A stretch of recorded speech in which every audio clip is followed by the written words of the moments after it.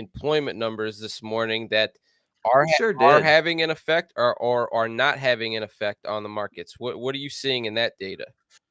I mean, I think it's pretty positive right now, but I almost feel like this is one of those ones where investors will go and sit on the information over the weekend and come back maybe with a different sentiment next week because the employment numbers were good. So think about what's been happening over the last week. So over the last weeks, there's been a sentiment that the Fed had become successful, that they have reined in inflation, and that they now have to focus on a soft landing, meaning, did you do too much correcting and now you have to unwind what you did in order to keep things going without there being thrusting of the economy into a recession.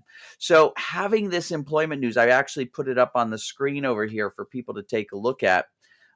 What it says here is that this month, payrolls are up more than expected and more than last month. So they came in just under 200,000. They were expecting 180,000. And well, last month they were 150,000. The unemployment rate is down. So last month it was 3.9%. They expected that to stay the same. It's back down to 3.7%. These, by the way, are two different surveys that go out. So a lot of times this data doesn't correlate, but this time around it looks like that data is correlating.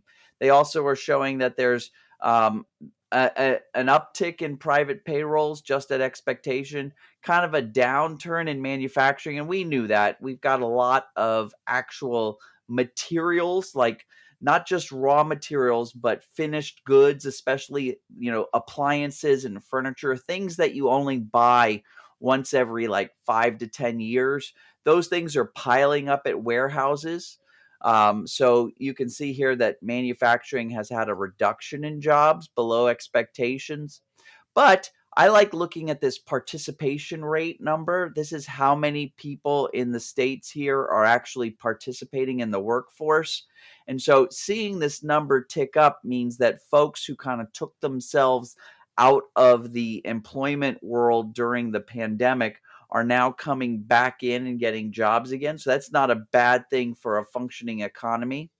But here's the number that people are looking at, and this is the average hourly earnings, right?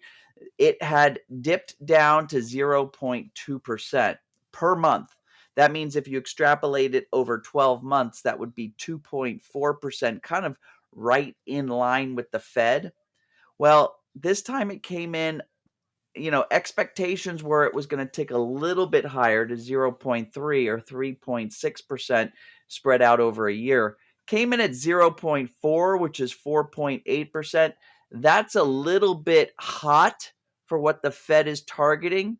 But at the same time, it gives people like comfort that the Fed didn't go too far and that there's going to be kind of a danger of a recession in the next coming months. So right now, this is being considered good news, but I almost feel like once it sets in that the Fed might have to take more action instead of pull back actions, investors might have a different thought on those employment numbers.